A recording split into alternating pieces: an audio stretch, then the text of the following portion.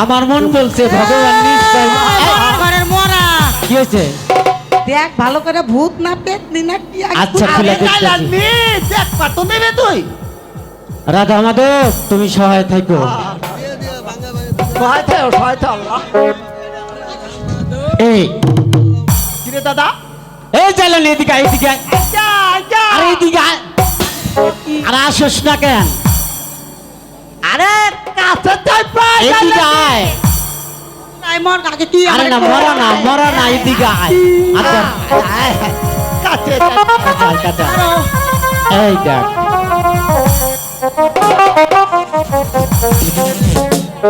আগো মা কি সুন্দর ফুটফুটে বাচ্চা গো আমি তো মনে করছিলাম ভূত আরে তোর রাশি ভালো আছে এই বাবা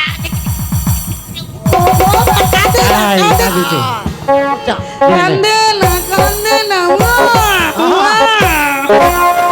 এই চাললে ভালো চল দাদা দাদা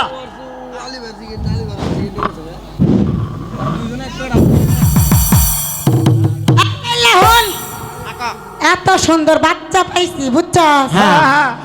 আমরা এই বাচ্চারে নিয়ে গিয়া অজয় রাজার কাছে বিক্রি করু আর বিক্রি করলে আমরা মেলা টাকা পাবো সারা জীবনে। তুমি আবার কেডা এই সন্তানটি যে আমার কোথেকে উড়ে এসে দূরে বসে কই সন্তানটি আবার কষ্ট করলো আমার স্বামী বিশ্বাস করো আমার সন্তানটিকে সাগর জলে ভাসিয়ে দিয়েছে আমি ওর পৃথিবীতে ছুটে এসে আসুন এখন বাচ্চা যদি তোর সত্যি সত্যি হয় আবার দেখিস না হ্যাঁ আমরা কষ্ট করে পাইছি না গো তাই তো, এমনি দিমুকে বিক্রি করলে মেলা টাকা মেলা টাকা পাবো। শোন তুই যদি এই বাচ্চা নেস তাহলে এতগুলো টেহা দেওয়ান লাগবো অবশ্যই আমি টাকা কোথায় পাবো বোন এই, টাকা কোথায় পাবো গো? আমার সন্তানটিকে আমার না, না, কাছে না, দিয়ে দিতে। আরে হবে না শোন এই থাম যাইলে একটা উপায় আছে কি উপায়? তোর তো দেখতে একটা ফকিরের মতোই দেখা যায় আসলেও তাই বাচ্চা যদি তোর সত্যি হয় হ্যাঁ। তাহলে মানুষে দয়া করে তোরে ভিক্ষা দিব বুঝছা বাচ্চার জন্য তুই তাহলে পাগলের না করে ভিক্ষা কর থাল লইয়া হেইটা কাঙ্গ দিবি আমরা বাচ্চা তোরে দিয়ে দিব না গো হ্যাঁ ঠিক আছে তাই ঠিকই বলছে হায় রে ধনের দুলালি আছে নিজের সন্তানের জন্য কি আমাকে দাঁড়া দাঁড়া ভিক্ষে করতে হবে হ্যাঁ ভাই তাই করতে হবে ভিক্ষা করলে কোন আমি তাই করবো আমি ওই দাঁড়ে দাঁড়ে ভিক্ষে করে টাকা নিয়ে এসে তোমাদেরকে দিয়ে দিব তবু আমার সন্তানকে তোমরা আমার কাছে দিয়ে তাই দাও দিয়ে দেবো। দিয়ে দেবো তুমি ভিক্ষা করো ভিক্ষা যাও দয়া হইলে তোরা ঠিকই দেয়া দিব যার সন্তান আছে তারা ঠিকই দিব না গো হ্যাঁ জানি ঠিকই বলছো কি গ্রামবাসী গো এই তো নে নে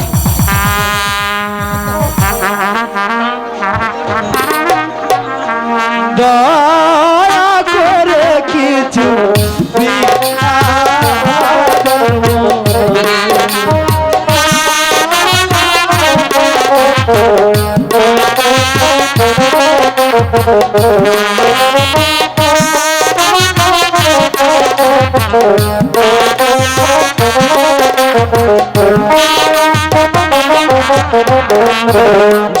সন্তানেরও জন্য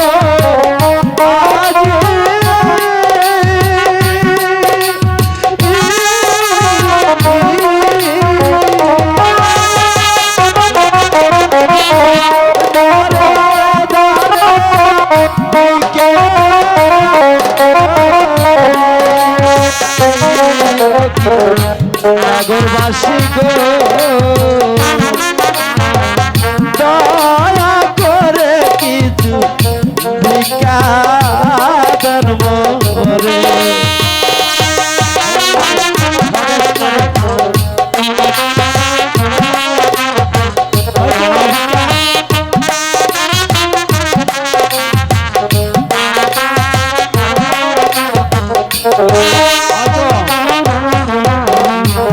ভিক্ষা যদি না দাও বলে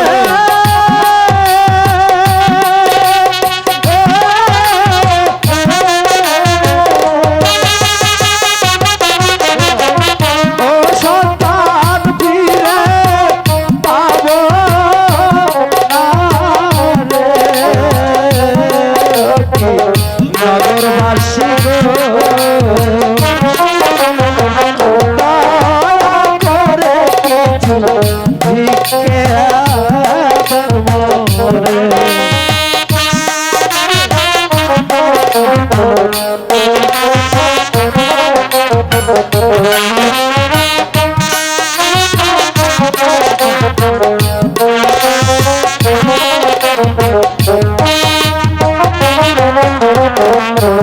বেকার ঝুলি হাতে লয়ে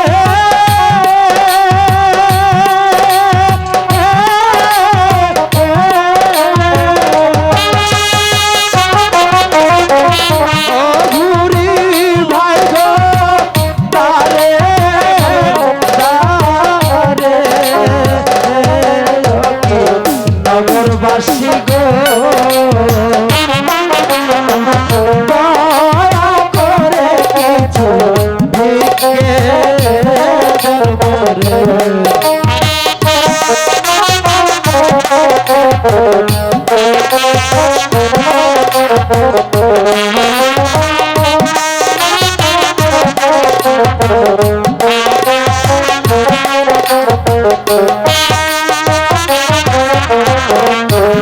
কোথায় রে মাবু দেবরা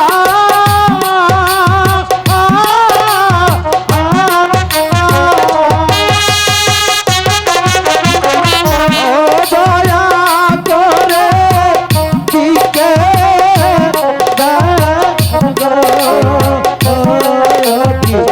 নগরবাসী গো দয়া করে কিছু ভিক্ষে মোরে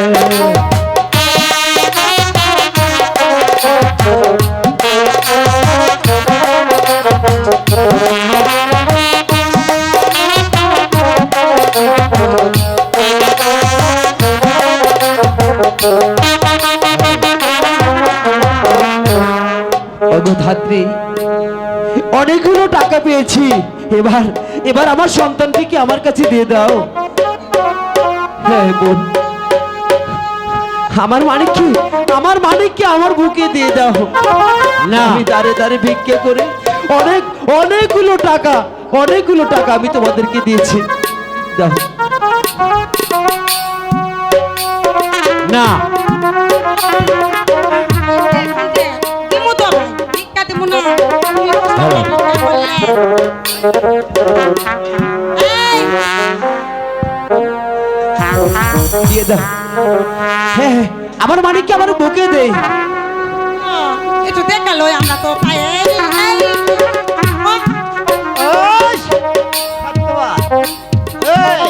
হ্যাঁ ভাই এই সামান্য টাকায় দিমু দিমু ছেলে পাওয়া যাবে না এই ভাই। টাকায় হবে না ভাই এই টাকায় এর হবে চেয়ে না। আর কিছু আমার কাছে নেই ভাই না ভাই না আমরা দিতে পারবো না আমরা এই টাকা রাজার কাছে বিক্রি করলে আমি আমরা অনেক টাকা পাবো করে যা পেয়েছিলাম ভাই আমি সব তোমাদেরকে দিয়ে দিয়েছি বললাম তো ভাই এই টাকায় হবে না আমরা এখন চলে যাচ্ছি তোমাদের দুটি পা ধরে বলছি ভাই আমার সন্তানকে আরে অনেক টাকা দিবে দিবে না আই ভাই চলে আয়।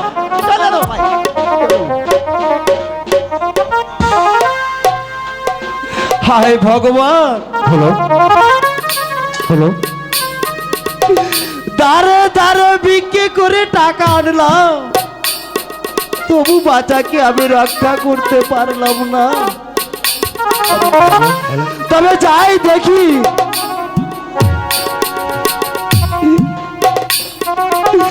শেষ পর্যন্ত আমার সাগর কোথায় যেয়ে দাঁড়ায়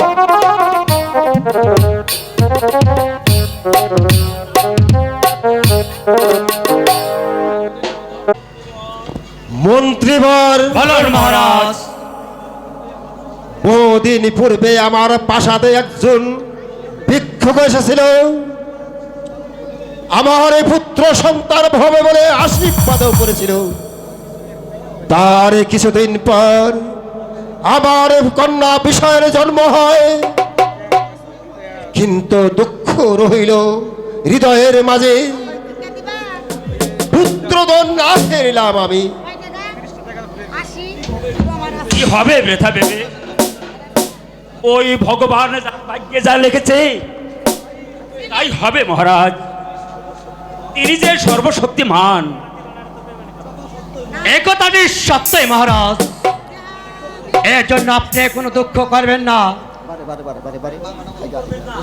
এই জন্য আপনি কোনো দুঃখ করবেন না মহারাজ।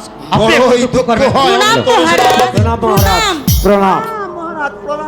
আমরা বিভোর যাত্রী। আশীর্বাদ করে তোমরা দীর্ঘজীবী হও। আমরা দিবর জাতি ওই সাগরে মাছ ধরতে গিয়ে এই ছেলেটাকে ছেলেটাকে আমরা পেয়েছি। বলো কি দিবর জাতি? হা হা হা তাই এই আপনার নিকটে নিকটে আমরা বিক্রি করতে এসেছি। বলো কি দিবরগণ? তাই তো মন্ত্রীবর, বলেন এ যে আশ্চর্য কথা। আহ, বেশ তো মহারাজ। ওই ছেলেটিকে আপনি কিনে রাখুন, তাহলে এই ছেলেটি আপনারই হবে মহারাজ, আপনারই হবে। তুমি ঠিকই বলেছ সেনাপতি, ঠিকই বলেছ মন্ত্রী। বহুদিন হতে পুত্রের আশা রয়েছে মনে, তাই ভগবান পুড়েছে বাসনা আমার। দিবরগণ, দাও দাও দিবর, ওই পুত্র আমার কোলে দাও। মহারাজ, আমরা গরিব মানুষ। হ্যাঁ, তোমাদেরকে আমরা 1 লক্ষ টাকা দিয়ে দেবে। হ্যাঁ। দাও আমার ওই পুত্রটি আমার করে দাও। আমার দাবি দণ্ড আমি শীতল করি।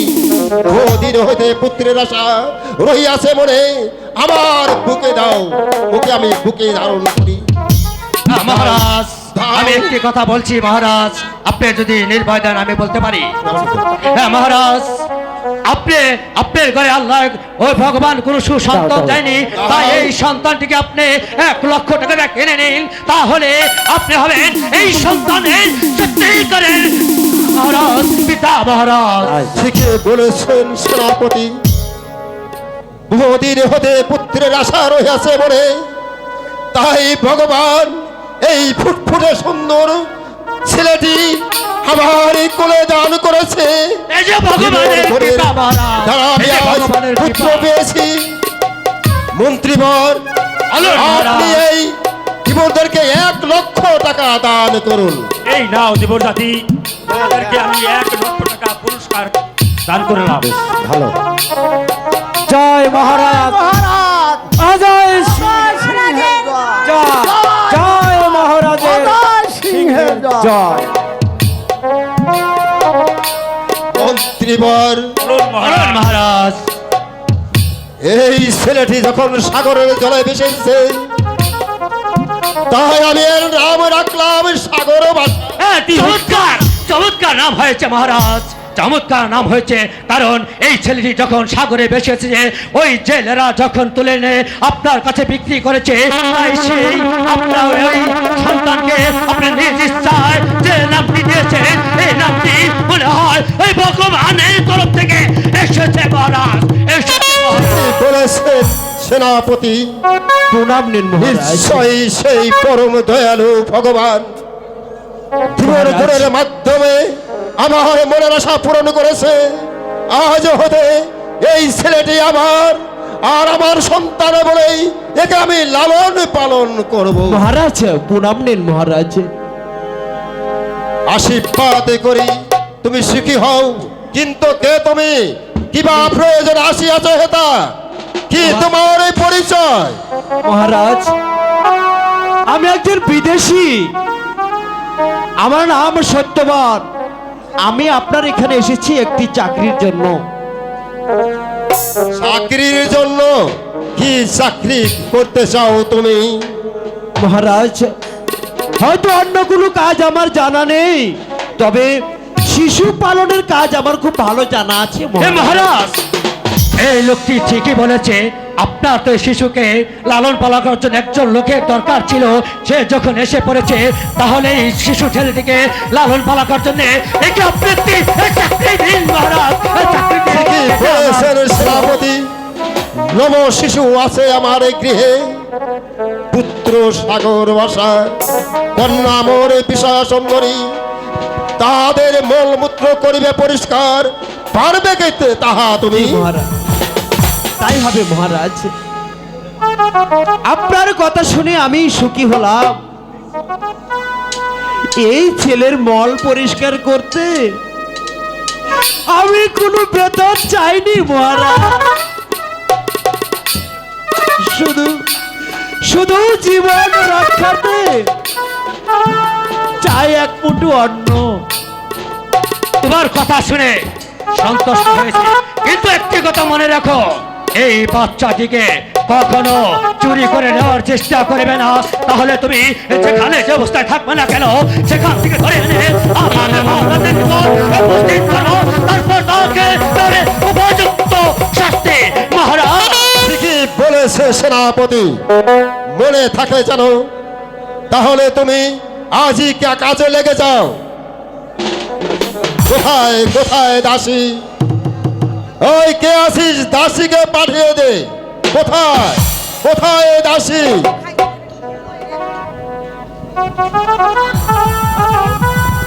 রাজন, আমায় কি জন্য ডেকেছেন? এই নাও দাসী, একটি নবশিশু, ফুটফুটে নবশিশু। তুমি তুমি রানীকে বলো গিয়ে এই ছেলেটি সাগর জলে ভেসেছে, ধীবর গরপে আমার নিকট বিক্রি করেছে, আর আমি 1 লক্ষ টাকা দিয়ে এই ছেলেটি কিনে রেখেছি। আজ হতে এই ছেলেটি আমাদের। যাও দাসী, তুমি এই ছেলেটি নিয়ে অন্তঃপুরে চলে যাও। ঠিক আছে মহারাজ, আমি তাই করছি।